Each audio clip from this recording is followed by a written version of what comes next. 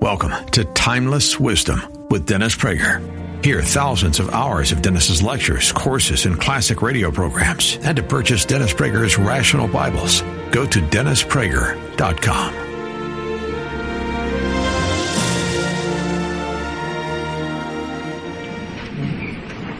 It's now the traditional time for the rabbi sermon, and we will be traditional in two ways. One, it will be a sermon, but in one way I'm not a rabbi, but I'm worse.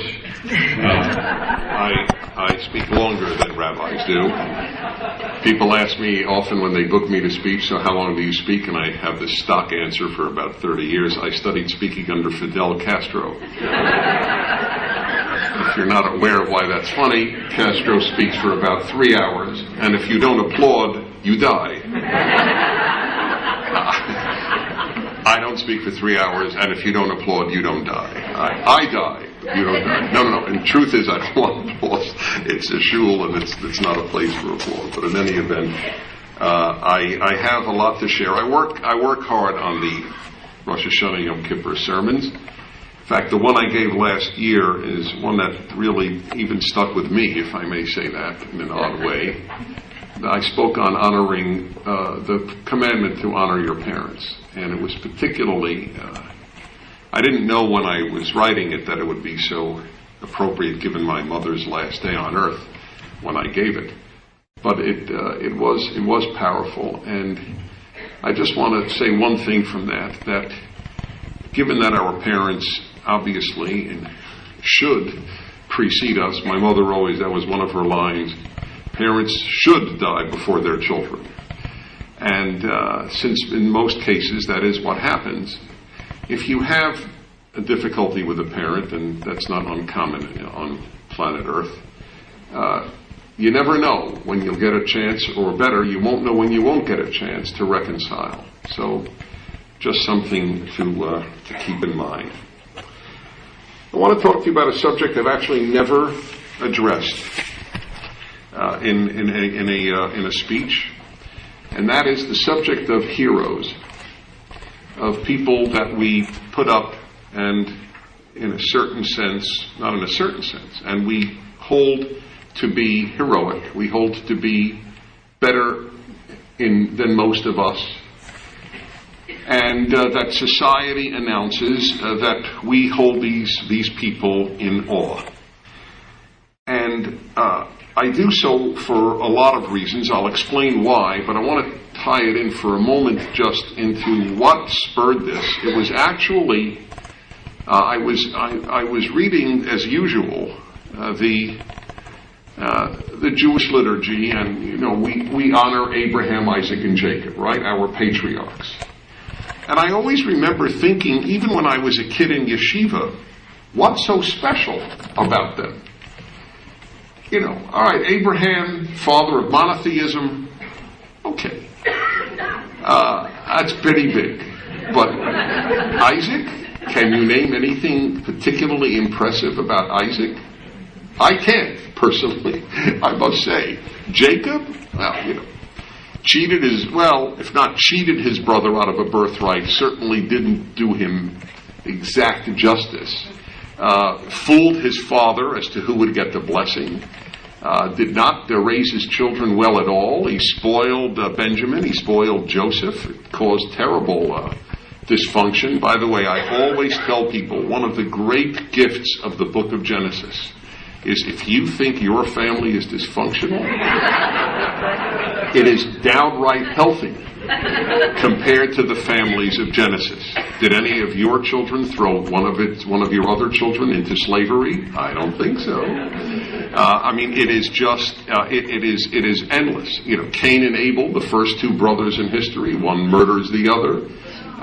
It's a gift. I really do believe. I'm not kidding. I believe that Genesis in this way is a gift because it's so easy to assume that everybody else is doing it great and we screwed up, when in fact everybody, to a certain extent, if you will, has screwed up, and some have minimally. By the way, there's a very powerful thing on family life you should know.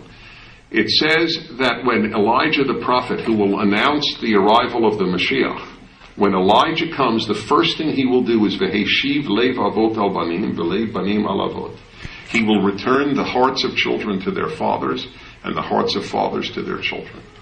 That's how long-standing parental-child tension is and family problems are. Anyway, so what does this have to do with heroes? So why do we make these Abraham, Isaac, Jacob, and then the four mothers? I mean, they're not, they have their difficulties as well. Why are they held up? And then I realized this is a genius thing in Judaism, that it held as heroes imperfect people. And that's what I want to try to explain, why it's important to have heroes, why we don't have them today, more or less, and what we can do about it. So let me begin with why it's important. Number one, how else do we know how to lead a good life? It's not enough to have a rule book on how to do good. Somebody has to do good. We need people to be examples of goodness, to know how to be good. Without real human examples, it doesn't work. How do you know? It's true for anything. How do you know how to pitch a ball without a pitcher teaching you? Pitchers don't learn from manuals. They learn from pitching coaches. They learn from watching great pitchers. Hitters learn from watching great hitters. Musicians learn from watching great musicians. That's how it works. I'm particularly into music, and I know that the great composers, they all learn from each other. It's just the way it worked. Haydn learned from Bach, and Mozart learned from Haydn, and Beethoven learned from Haydn and Mozart, and Tchaikovsky and Brahms took from all of them. I mean, it's just the way it works. You don't come out of nowhere. You need a model of something. You can outdo the model, perhaps, but you need a model. So we need this. We need to say this is a model. Number two, how else can a young person know what to aspire to be, how to grow up to be a civilized adult? And this is particularly true for boys. I know people often hate any distinction between the sexes, but they are different, the sexes, and they have somewhat different needs. Boys in particular. Girls need female models, it's obvious. But boys in particular, boys without male models grow up to be very large animals. I mean, let's be honest, and I can say this because I'm male. I mean, any of you who had a boy probably have noted that at times the distinction between them and an animal was minimal. I remember my boys would stand in the middle of the living room, not all the time, but at different points in their young life, and would flatulate and think it was the funniest thing that they had ever heard in their life. Girls don't yell. Don't do this. I mean, you don't have to. Don't do that, Cynthia. It's just very few girls will do that in the middle of the living room and think it's hilarious. If they did it in the middle of the living room, they would be terribly embarrassed. It would have been unintentional, and they would have run out of the room. In most cases, girls are generally born more civilized than boys. Girls have other issues, but civilization is not one of them. We males are closer to the animal kingdom. By the way, I got that from Genesis 2. We males are created chronologically closer to the animals than the female. The female is the last creation. And since creation goes upward, in the sense of being further from animals, females are further from animals.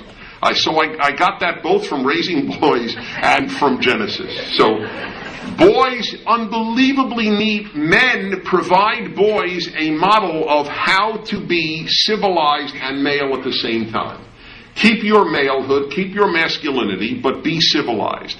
This is how to do it. We can't do it without models. It's not possible. A girl can grow up relatively civilized, even if she doesn't have the greatest of female models for it. She may need female models for other things, but boys particularly need it. I know this from my radio show. It's been very touching to me, and forgive me for saying this, believe me, it is not self-aggrandizing. I'm just being very open with you. Very often, well, not very often, often enough, young men will call up my show and say, Dennis, I just want you to know you're a hero of mine. You and my dad, or you and my professor, or you and my uncle, or whatever it would be. And I want you to know what I always say. I say, thank you, and I would like to be. I want to be a hero to boys. I want every male in this room to want to be a hero to boys. That's our male task, is to be a hero to boys. We don't think about that because too many men don't want to grow up. Too many women don't want to grow up. This is a society in which Peter Pan is often the ideal of not growing up. Because the moment you say that you want to be a hero to a boy, you are acknowledging you are older. You are acknowledging you are not a boy anymore. You are now taking on that role. But that's the way men always saw themselves, not just to their own boys. Maybe they didn't even have boys. They didn't have any children, or they only had daughters. It was always assumed that a man is to be a hero, the next door neighbor, the uncle, whoever it would be, to a boy. And not enough men have that because not enough males want to be that. But that's why I answer them that way. I don't say, oh, come on, not me. No, I want to be. Imperfect me would like to be that. And every male should want to be that. Number 3, we need heroes for another reason. This is how society rewards its best. It says this, we honor so-and-so. It's good. It is a good thing. Now, often they honor the wrong people. That's a bad thing. But it is a good idea. Society says this is who we hold to be a standard of a good life. That is good for society to have heroes. Number 4, this is how a society announces what its real values are. You want to judge a society? See what its heroes are. You want to judge a culture? See who its heroes are. Let me give you examples here, because this is, I truly believe that this is the watermark by which you can judge often a society. Let me tell you, I studied particularly the Soviet Union. That was my field of study, and I studied it rather in depth. And of course, who were the heroes in the Soviet Union? And by the way, that is a title they had, Geroi Sovietskого Soyuza, right? Where are you, Marina, right? Hero of the Soviet Union. And of course, Stalin was a hero of the Soviet Union, and Lenin, 2 butchers. Immediately you have an idea this is not a great society, when Lenin and Stalin are heroes of your culture. But I want to tell you of a hero you probably don't know about, Pavlik Morozov. Pavlik Morozov was a boy of about 12.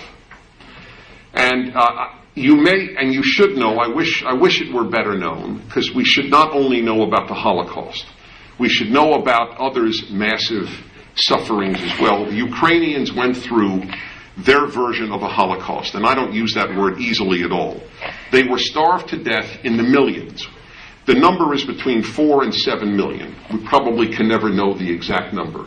Deliberately starved to death by Stalin, because he wanted to crush. The Ukraine was the breadbasket of Europe, and he wanted to crush all individual ownership of land and put everybody onto a kolkhoz, into a commune, and he starved Ukrainians to death. And if you hoarded any wheat, you were told in class, you snitch on your parent if they are hiding any grain. Pavlik Morozov snitched on his father. His father was executed, and Pavlik Morozov was held to be a hero of the Soviet Union for reporting on his father for keeping some food to feed his family, after all. And murdered, and the child, they made a postage stamp of this child. They made pictures and posters and named communes after him. So that tells you a little about the Soviet Union, who the heroes were there. Read the Closed Circle by David Price Jones, generally regarded as one of the most insightful books on the Arab world today. And Price Jones makes the point that in the Arab world, the hero today is the strongest man. It's very sad to say, I say this with no joy, and I certainly don't say this because I support Israel. There's nothing would give me more pleasure than to see the Arab world advance. But the Arab world is in real trouble, and its heroes are the strongest. Two that you will know of: Gamal Abdel Nasser, the dictator of Egypt in the Six-Day War era, and Saddam Hussein. Saddam Hussein was beloved by Arabs. Beloved. He slaughtered Arabs, and he was beloved by Arabs because he was the strongest horse. And that's how it works. The strongest one is the hero. So it gives you an idea of a certain pathology within the Arab world at this time. Our heroes, Jews' heroes, just to give examples: Abraham, Isaac, and Jacob, then the four mothers, then Moses. The daughter of Pharaoh is a hero. By the way, I regard that as one of the great stories of our Torah, that the Torah said that the one who saved Moses was A, a woman, and B, a non-Jew, and C, the daughter of the person who wished to commit genocide on the Jews. That's one of the reasons. That's reason number 317. I believe the Torah is divine. The story of the daughter of Pharaoh, that she is the heroine of that. If it weren't for her, there would be no Exodus. It's an astonishing story unto itself. Non-Jewish rescuers of Jews in the Holocaust would be Jewish heroes. Golda Meir was a Jewish hero. So I'm giving you some examples. I think that speaks about Jews, the Jewish heroes. American heroes, past or present. Christopher Columbus. We had until recently Columbus Day celebrated. There was when I was a kid. George Washington, Abraham Lincoln, the rescuers of 9/11, the four chaplains. I wonder how many of you know about that story. Four chaplains who gave up their lives when their ship was torpedoed in World War II.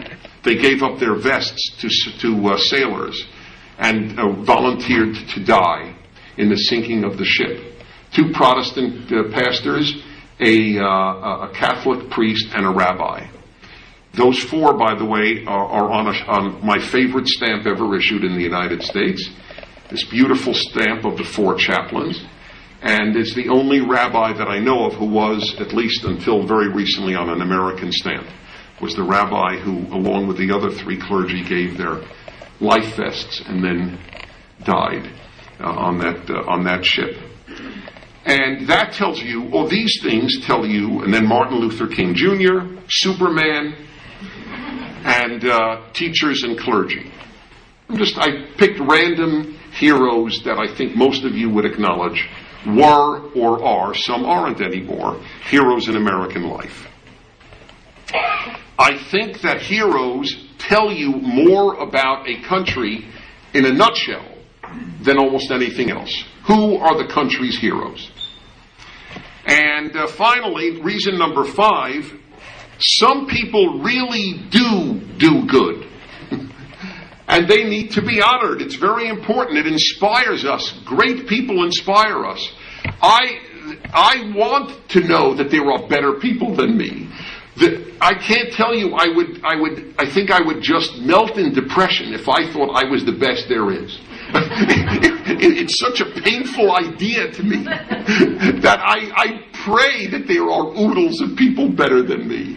So the idea that anybody should resent that somebody is held up, unless it's just a foolish choice, it's a wonderful thing to have great people held up. We need them. It's inspiring to us. It gives us something to shoot for, to aim for. Okay. Now, what's happened? That's why it's important. What's happened? We live in an age of few heroes. If you ask young people who their heroes are, many will say my parents, which is great. But beyond that, they don't have any. They don't have any. If you'd have asked me as a kid, I would have said George Washington. I would have said Abraham Lincoln, the usual slew of people. I would have said Nathan Hale. I wonder how many, if there's 10 kids in America who know who Nathan Hale was. And when I was a kid, everybody knew his quote. When he was hanged by the British, I regret that I have but one life to give for my country. And I'll bet you all those of you my age, 90% of you around my age remember that quote if you grew up in the United States and studied in an American school. How many kids today know of Nathan Hale? I suspect it's close to zero. It's very different. It's very different. That inspired me as a kid. So did Washington and so did Lincoln. It inspired me a great deal. Now we have President's Day. Talk about that in a moment. We don't have that. So we live in an age with few and perhaps no heroes. Let me go down the American list. Columbus is no longer a hero. He killed Indians. George Washington is no longer a hero. He had slaves. Abraham Lincoln is no longer a hero. He said some very racist things about blacks, and there are those who say he didn't fight the Civil War to liberate slaves. He fought the Civil War just to keep the Union together. And well, what could he do without southern ports? We'd have no economy. You go down with anybody. Nobody remembers the 4 chaplains. Oh, Martin Luther King Jr. I've heard this often. No hero. He had a number of extramarital affairs. Superman, man's dead. Right? Kryptonite finally got him. By the way, I loved Superman. I loved the idea that there was a guy with supernatural powers who fought bad guys. You know, I have to say, parenthetically, this notion about, we don't want any violence in our comic books or cartoons. There's good violence and bad violence. When you are a kid, you don't care about whether or not there's violence in a cartoon. You care whether the bad guys are beaten or not. Because if the bad guys aren't defeated, you feel very insecure as a child. What should matter is not whether kids see violence, but what is it for? If it's where the good guys are whipping the bad guys, that's a great thing for children. Read fairy tales, they're filled with violence. Read the Torah, it's filled with violence. It's not violence is not the problem. The problem is what is it used for? What are the ends of it? So Superman is dead, and anyway, he would be laughed at today in any event. Remember the motto, a never-ending battle for truth, justice, and the American way. And we are so cynical, which I'll come to in a moment, that people would have dismissed Superman, and would dismiss Superman today as just silly, if not worse. As for Jews, similarly, there's some you can Abraham. What's so heroic about him? He tried to kill his child. Isaac didn't do anything. Jacob cheated. Moses, I got to admit, is still venerated. And so again, it's the list. The list has just been depleted. Heroes are gone. And remember, schools have renamed themselves. The Jefferson School is renamed because he had slaves. Washington High School is renamed because he had slaves. What happens, of course, when you do this is you end up saying to people, there's nobody to emulate. There were no good people before you lived. You're the greatest. There's a certain arrogance in doing this to the past. Maybe they'll do this to us for being meat eaters. What if vegetarian becomes universal 100 years from now? And so, we got no more schools named after anybody who lived in the 20th century. They all ate meat. I'm serious. How do you know that won't happen? But that would be as foolish as, they had slaves. Of course it's wrong to have slaves. They may conclude it is wrong to eat meat. And I'm not comparing the two, believe me, but I'm just saying that may be the issue. There were great men who also had slaves. It's not right, it's not good, we all know slavery is wrong. They knew slavery was wrong. And they set up a country that ultimately abolished it, obviously. So that's what has happened, and kids don't have this anymore. And as I say, we've even abolished Washington's and Lincoln's birthday. I don't think there's a kid in this room who could tell you the birth dates of Washington and Lincoln. Again, every one of you my age can. February 12th, February 22. We all knew that because we celebrated Washington's birthday on his birthday, not on a Monday to give you an extra day off, but actually on his birthday, and the same thing with Lincoln. And if they fell on a Sunday, tough. You didn't get an extra day off. And now we have President's Day, which means nothing. Presidents of what? The country? What, are we celebrating Millard Fillmore? What is it even? Doesn't mean anything. President's Day. It's a day that, where Best Buy has its best sale. That's what it's come to mean. When I was a kid, I remember we put on, and I went to a yeshiva, an Orthodox Jewish school, and we had George Washington plays, and we had Abraham Lincoln plays, let alone at a regular American public high school. So the question is, if it's so important, and we don't have them anymore, part 3, why?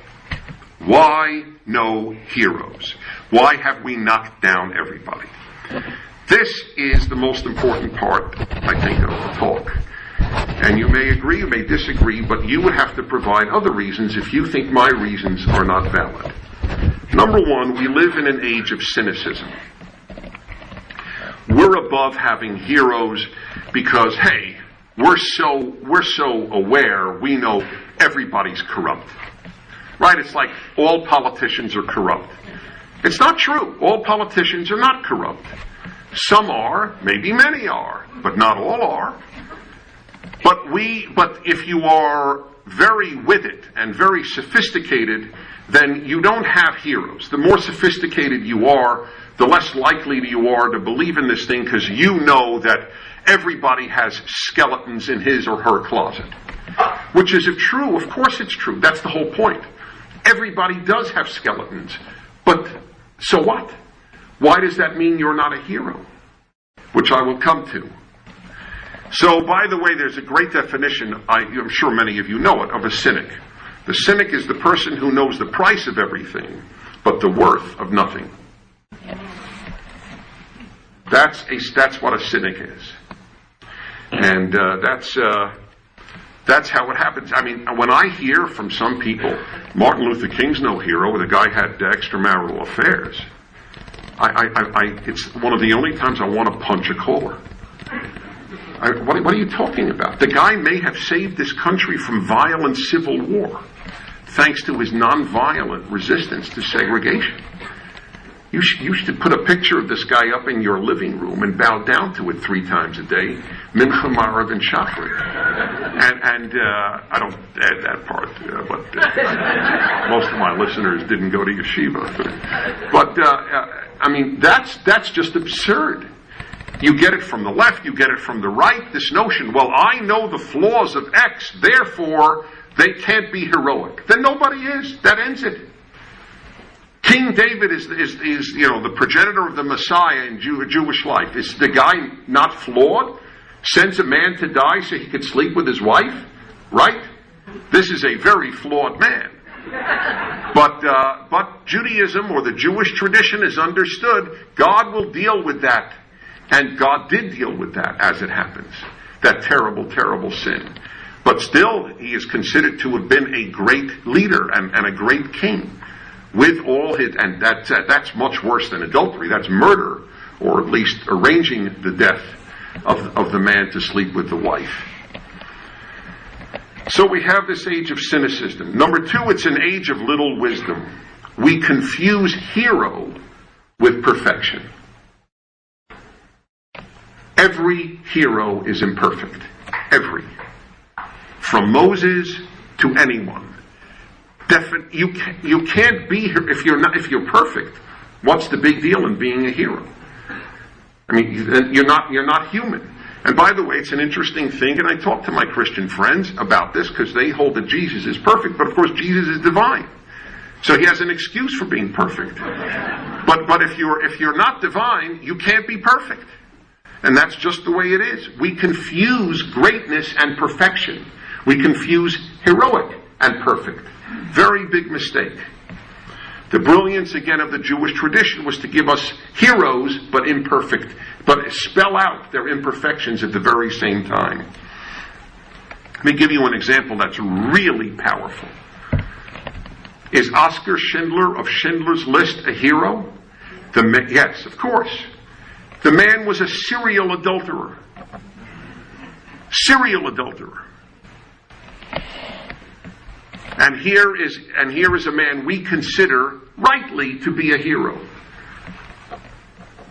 So, how do you reconcile? That is the whole point. You do reconcile. You don't excuse the imperfections, but you weigh the person in balance. In balance, he was one of a handful of German officials to save a lot of Jews. That's pretty heroic.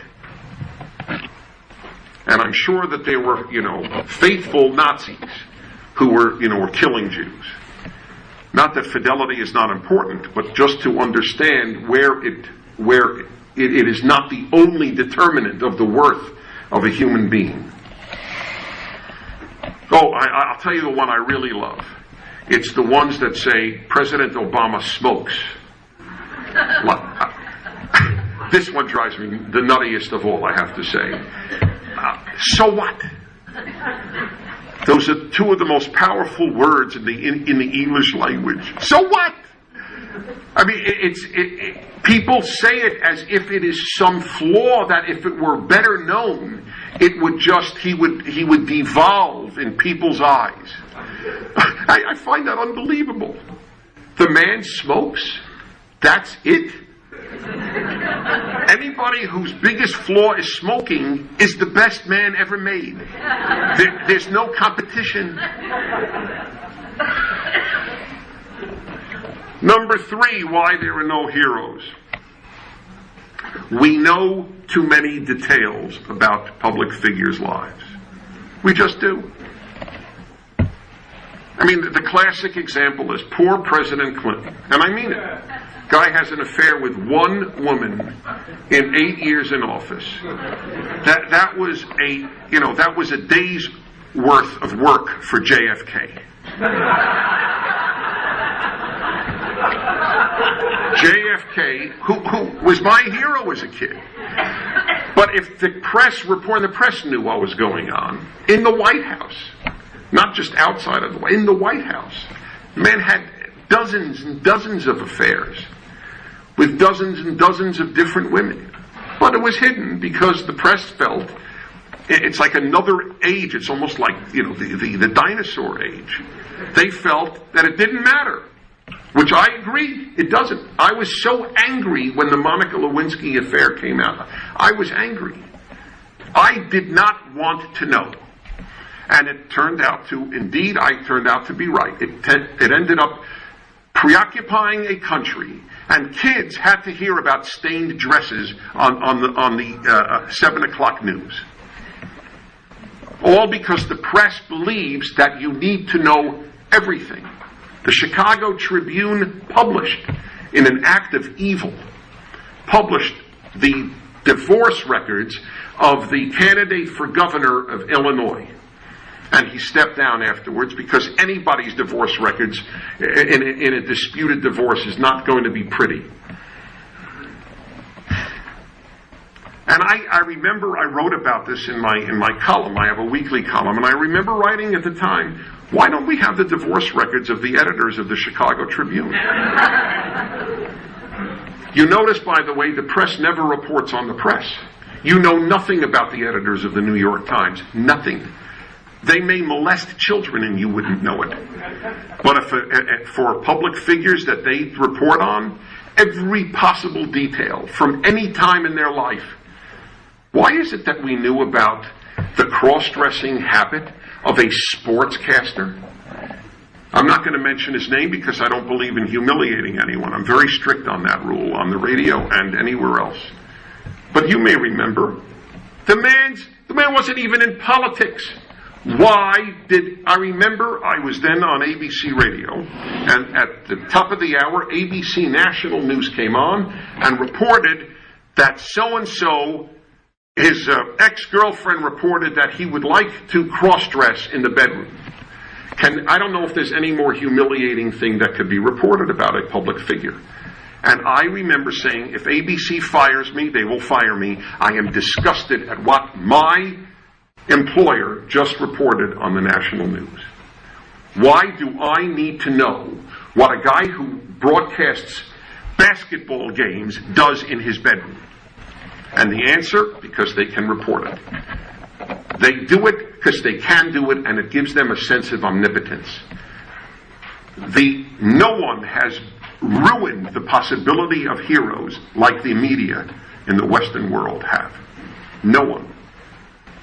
If I meet someone in the news media, they are guilty until they prove themselves innocent to me. That is my anger at what the media have done to individuals for no good reason. You want to know why there are no heroes? One of the biggest reasons is because we know everything. Now, I still think you can be a hero because I don't care about those things. But it does bring people down. It does. Number 4 or number 5, I lost count here of the reasons that we don't have heroes is another one. We not only dissociate perfect with heroic, which is wrong, we also use the word hypocrite too often, and that brings people down. So let me address the issue of hypocrisy. Forgive me. We confuse inconsistency with hypocrisy. Let me give you a Jewish example. I have gotten this question during Jewish speeches since I began lecturing many decades ago. Some young person would get up and say, Mr. Prager, my parents are hypocrites. I'd say, really? Wow, why is that? Well, they keep kosher inside the house, but not outside. And I feel so frustrated on behalf of the parents. Why is that hypocrisy? That's inconsistency. It's not hypocrisy. Hypocrisy would be if the parents announced to the world, we keep kosher outside the house, and if you don't, you are a great Jewish sinner. And then go and have a cheeseburger outside the house. That's a hypocrite. But nobody does that. Nobody. You know what's actually hard to find hypocrites? They're not common. What is common is inconsistent people. Those parents are inconsistent. And you know what? I love inconsistency. That's much better than consistency. Because if you said to the parents, you will have to be consistent, then they'd say, okay, we won't keep kosher at home either. That's what consistency would have entailed. They're not going to, for the sake of consistency now, stop eating what they were eating outside. The people who keep a kosher home and eat anything they want or whatever they do outside, I salute them. I salute them, and how's this? God salutes them. By the way, I'm not alone in this. Chabad, ultra-Orthodox Jews, say the exact same thing. A little is better than nothing, a lot is better than a little, and so on and so forth. But we call anybody who does anything, and especially people who advocate anything good. Poor Bill Bennett writes a book of virtues, then it turns out he gambles. And so, he's a phony, he's a hypocrite. Google Bill Bennett and hypocrite. You'll probably get 50,000 hits. Why is he a hypocrite? Because he sinned and wrote a book of virtues? So what is the solution? Nobody will ever write a book of virtues. Do you understand what you are saying that is? No one should ever write on virtue because no one is so virtuous as to be perfectly consistent with what he wrote. That's the end of virtue in this world if that's what we're going to do to everybody who sins. Nobody can advocate. That's why clergy have such a terrible, it's so hard to be a clergyman.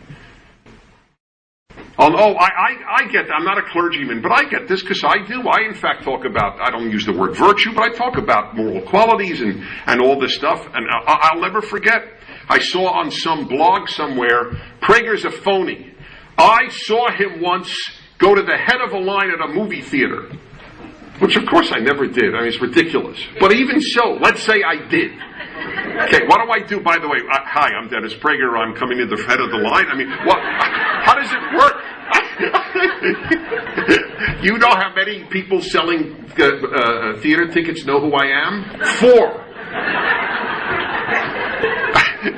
But that's it. So all of my life's work was undone because somebody reported I went to the front of a movie line.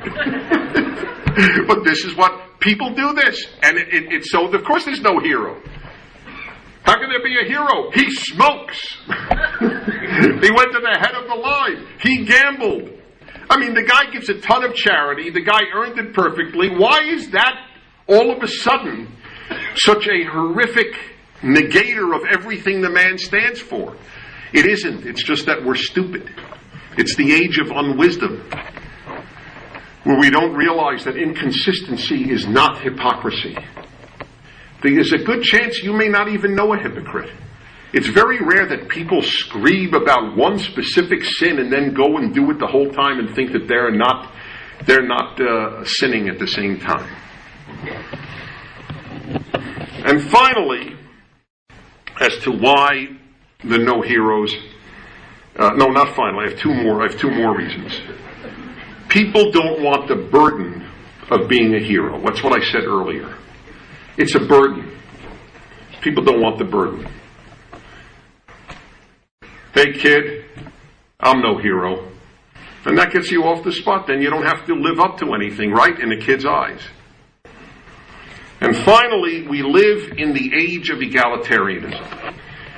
Hey, hero means better than me. That's inequality.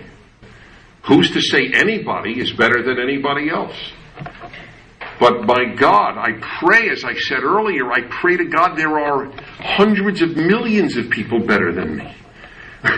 It's not only not troubling that somebody's better than me, I welcome it with open arms. That's the way we should all feel.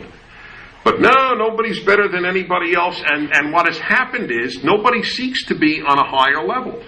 I am against, for example, teachers being called by their first names by kids in class.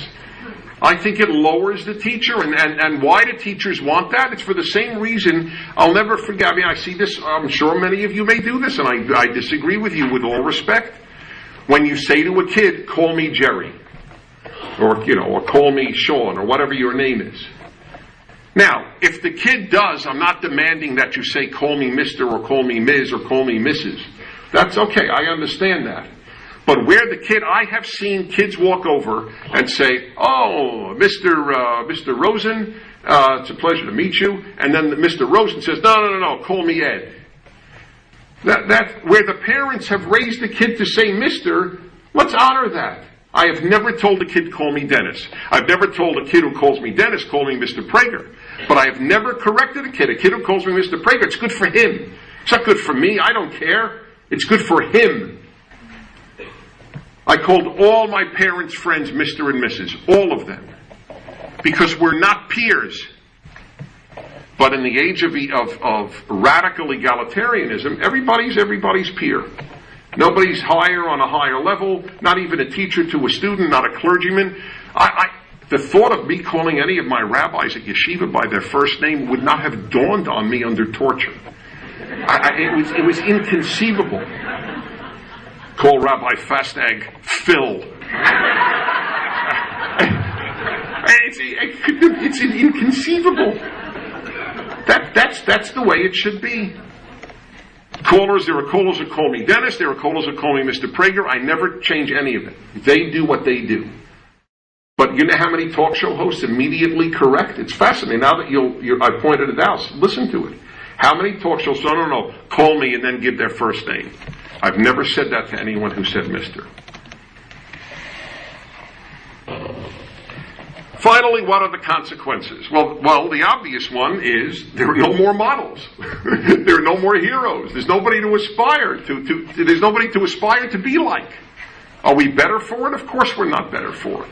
Kids are certainly not better for it. We have lowered standards, obviously.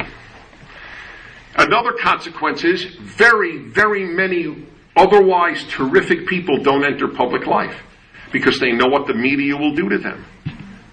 Oh, isn't it true that 32 years ago you smoked marijuana? Or God knows what? And they have a family and children, and frankly they just don't want to be torn to shreds for no good reason. It's not like these are bad things. They're just humiliating. That's all they serve to do is humiliate. We lose out because a lot of times the very best people have big flaws. Churchill was great, and Churchill had flaws. Thank God for Churchill. Yes, and he smoked. That's correct. That's a very good point. By the way, at the Churchill World War II Museum in London, they took the cigar out of the picture. Just want you to know that. And let me leave you with this final thought.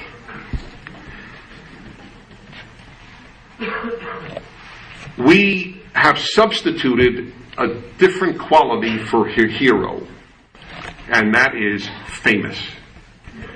Famous has become significant just as heroes have become insignificant. And what we have done is we have elevated fame to significance. So let me leave you with this Rosh Hashanah thought, that in most of the time, the famous are insignificant, and the significant are not famous. Think about that and how true that is, about who has been significant in your life and are they famous? Or in your community, are they famous? And think of the famous. Paris Hilton, Lindsay Lohan. I mean, giants. Each one a bigger giant than the next. We live in an age where people are famous for being famous. We don't even know what they do. They're just famous. And you know what you say to kids? When I do this, I have asked classes of kids, what do you want to be when you grow up? Famous. More than rich. Famous. Famous for what? Doesn't matter. They never have an answer. See, if they'd say famous for a cure for cancer, I go, ooh, okay, I like the idea. But they don't care what it's famous for. It could be famous for going nude, which is what a handful or more are famous for. It doesn't matter. It's the fame that is in and of itself. So as we have gotten rid of a truly moral category of hero, we have ended up with the amoral category of famous. And that's who we look up to. The famous. Oh, to be famous. And famous people get what the hero used to get. Adulation, attention, etc. So that's my case for the reintroduction of the hero, and perhaps most important, that we should all in this next year want to be one. Our kids need it, and even more than our kids, everybody else's kids need it. So now you'll understand, if you ever hear my show and a young man calls me and says, "You're my hero," why I'm happy for him much more than for me. Shana Tova. This has been Timeless Wisdom with Dennis Prager. Visit DennisPrager.com for thousands of hours of Dennis's lectures, courses, and classic radio programs, and to purchase Dennis Prager's Rational Bibles.